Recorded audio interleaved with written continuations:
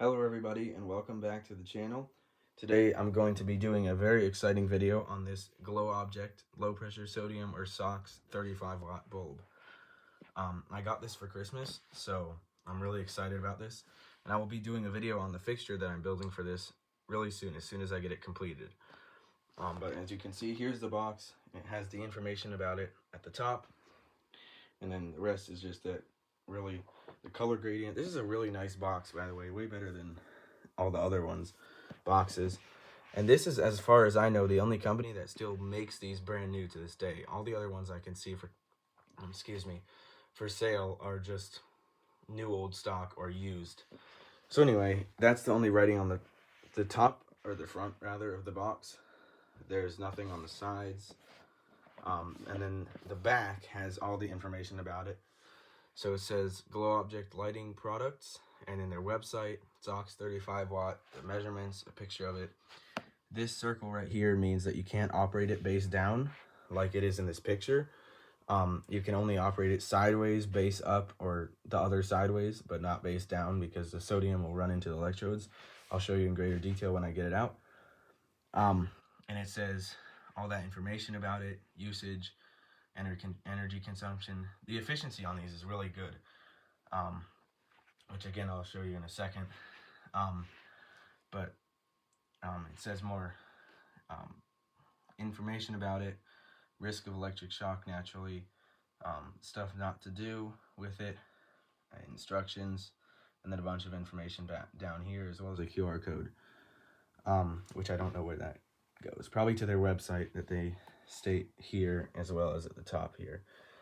But these bulbs are really efficient. So for example, if I bring it over here, I have my 35 watt high pressure sodium. This is only 2800 lumens for 35 watts, whereas this, which is also 35 watts, is 4600, so almost double the high pressure sodium one. So yeah, these are really efficient. And this is the second to smallest size, so when they get up to like the really giant ones, like the 180 watt ones, which are like 4 feet long, they're humongous, massive things, like a 4-foot tube, but 4-foot fluorescent tube, but it's just this massive bulb. Those are like above 200 lumens per watt.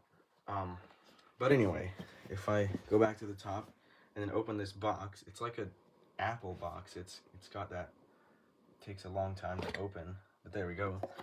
There's nothing on the inside. It is sort of like a really light purplish color. I don't know if the camera's picking that up, but it's a light purplish color. And then in here we have this foam, and the bulb itself in some more foam. So if I get this out, and move the box out of the way, here's this thing, the bulb, and it says SOX lamp, a bunch of ratings and stuff telling you, and one of them telling you not to throw it away. 35 watt. I have had this running, which is why it has the banding on there, but I've only ran it like a couple of times. So if anyone ever gets a SOX bulb and they think that it's going to die soon because of that, it's not. They all look like that as soon as they've been ran for more than like a couple of minutes. But anyway, yeah, you can see the sodium's all down there, and there's a coating on this glass. I don't know if I can show it. It ends right there. You can kind of see, which is to reflect the heat back into it, because these are so efficient. They produce so little heat that they need to reflect and keep all of it in. So while the inside of it can melt the sodium in there, which is solid at room temperature, and also vaporize it, the outside is like, I can hold on to this and I will not get burned no matter how long I hold on to it. And down here you can see the bayonet cap base, which is not common here in America, except for on these. I know it is common in the UK, but here it's not, except for these lamps. It's the only thing that I can think of that uses this. And it's got a red base. And then the other way these hold in the heat is with this. So this inner glass here is under vacuum, and then this stuff here is called the getter, and it's I forget what it is, but it's a metal oxide, I believe, which is sprayed on there to keep that under a really high vacuum so that no heat can convect away from it. But anyway, I will now bring over this slightly dubious setup here where I have a workhorse ballast, which I know will run these, connected to the bayonet socket, which I had to fix because one of these pins popped out and I had to solder that whole thing back together, but it works now somewhat. And then I just have this connected to one of these plug thingies because when I build it into the lamp, or the fixture rather, that I'm building for it, it's gonna have one of these plugs on it and then a fuse, of course. And it's one of these. So if I can do this with one hand, through the magic of editing, I can get that back plugged in and then maybe try to get the bulb in with one hand. Probably should have done this off camera as well. I think I can get it. There we go. I got it. So now that's in. And I'm gonna go over to this test thingy that I built for running stuff. And I'll switch it on. Actually, I'm gonna turn the light off. Okay, I've turned off the light and I put the camera somewhere where I don't have to hold it so that I can completely let this bulb warm up. And now I'll switch it on in 3, 2, 1. I really love the color of these when they're warming up and when they're fully warmed up. The color in person looks more similar to the color right on the edge of the bulb, between the arc tube and the outer glass. But in the camera it just looks white because it's overblowing it. I might be able to get that arc. That looks a little better, but not much. These are... the cameras, I don't know why, but they just pick up light a lot stronger than it actually is. So yeah, I'm going to let this warm up and I'll come back when it fully is warmed up.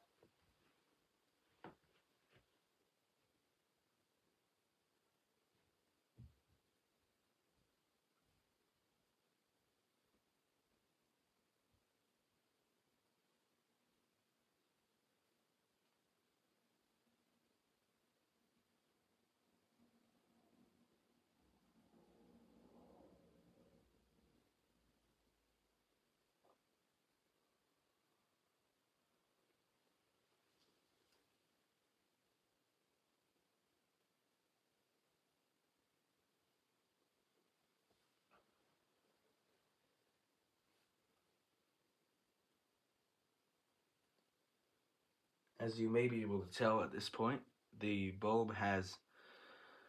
it's a sort of weird effect. I don't know if the camera picks it up. It doesn't really well pick it up. But at this point, it looks like the sodium, the glass is kind of glowing because like there's the middle arc stream, which is the still red from the neon, but there's like the yellow sodium glow around that. It's strange. The camera does not pick it up.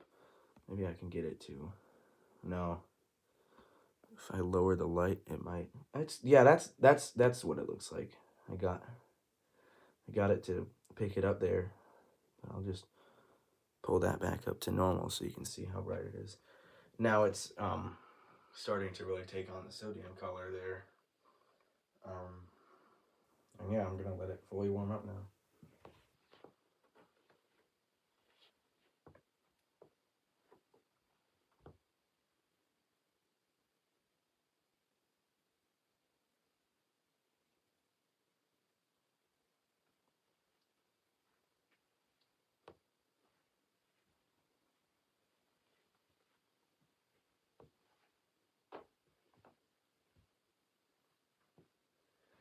In case you're wondering why one side is so much brighter than the other, it's because a bunch of the sodium was condensing around that end right there. I don't know why, but there's a bunch of like little tiny condensed droplets down there that are really easy to vaporize. So that side always gets way brighter at first. It all evens out when it's fully warmed up. But as you can see, this side has almost no sodium glow, whereas that one's got like full sodium glow going on there. I'm sure that'll even out at some point of enough time of it being vaporized and condensing and vaporized and condensing will even that out and it won't be stuck in there anymore. But that's just what it is right now.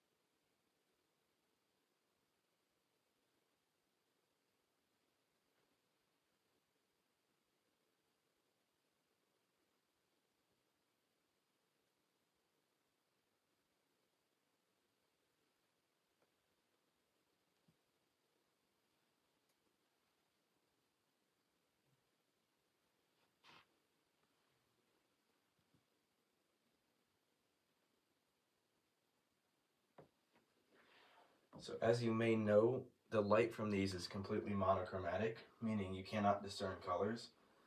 At first, there's that neon in there, and some might think that that causes it not to quite be not to quite be monochromatic. But what happens is, as the sodium vaporizes, the voltage required for the arc to maintain itself goes down, and eventually it drops below the level that the neon will be ionized. And so there's no neon ionizing, and it's just the sodium. I'd say it's getting close to full brightness, but not quite. You can see that end there is still not as illuminated as the other one. I don't know why, but the camera's picking the light on the carpet up way redder than it actually is. I don't know why, but it on the camera it looks a lot redder than it actually is. Maybe if I adjust the light down. No, that just makes it worse. There's just lines going up and down the screen. I don't know why, but the color of the light looks like what the arc tube looks like there. That's about what it looks like in real life, except for the color on the carpet is red for some reason. Maybe it's because the camera can't, doesn't like the monochromatic color, so they try to add like red into it or something. I don't know.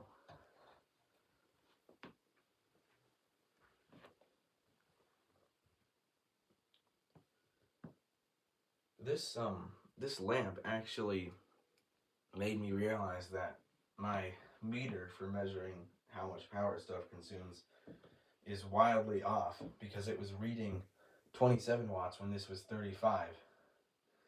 And I was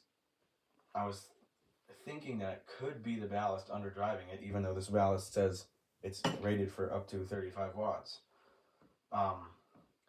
So I plugged an incandescent bulb that I know is it's a halogen, and they're always really specific. It's like 43 watts or something, super specific, and it was under reading by the same amount as it was under reading this bulb here. So I think the meters, that meter's really old though. It's like I don't know, 15 maybe years old, maybe older. I don't know. So yeah, I'm probably gonna get a new one because that thing's super old at this point. This bulb is approaching full brightness, but still not quite as illuminated on that side as it is on that side. So I'm gonna give it a couple more minutes. I still don't know why the carpet looks red. I wonder if there's a way to fix that. Oh well. Too late now. I'm already recording.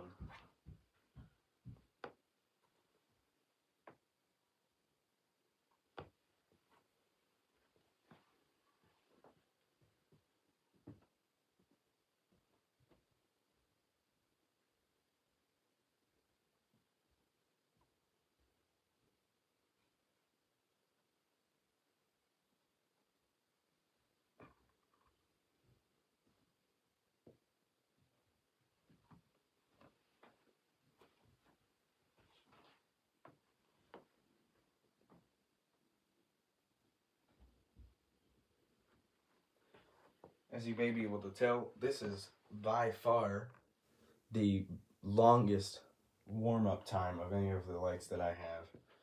It's like past 10 minutes now that this has been, well, maybe not, because I did have to like explain before I turned it on, but it's close to at least 10 minutes now that this has been running. And it's still, I don't even know, is that gonna, that might be as bright as it will get. It might just not get all the way down to them. Yeah, I think that's as bright as it gets. Sometimes what happens is on this side, the electrons will be emitted lower down on the electrode than on this side. So that's probably what it is.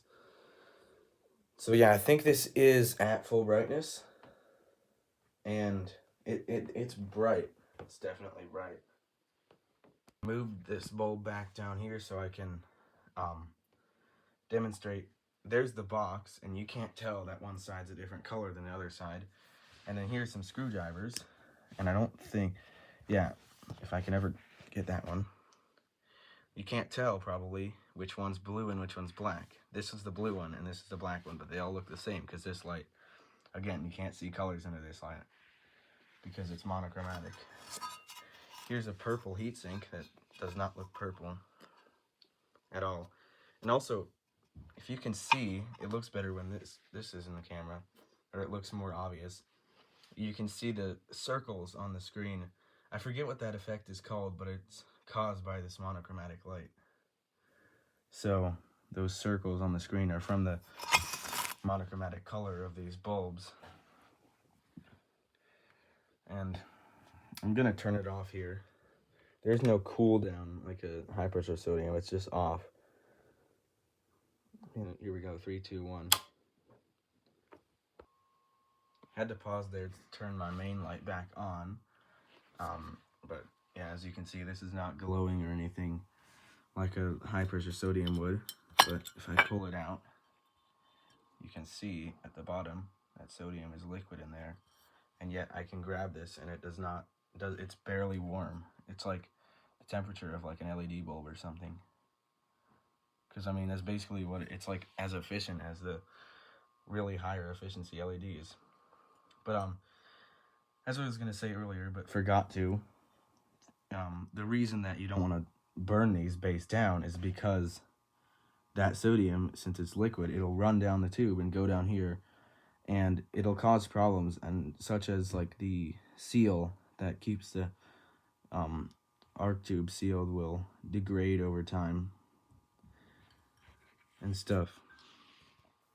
Anyway, I hope you all enjoyed this video of this glow object 35 watt SOX or low pressure sodium lamp, and I will see you next time.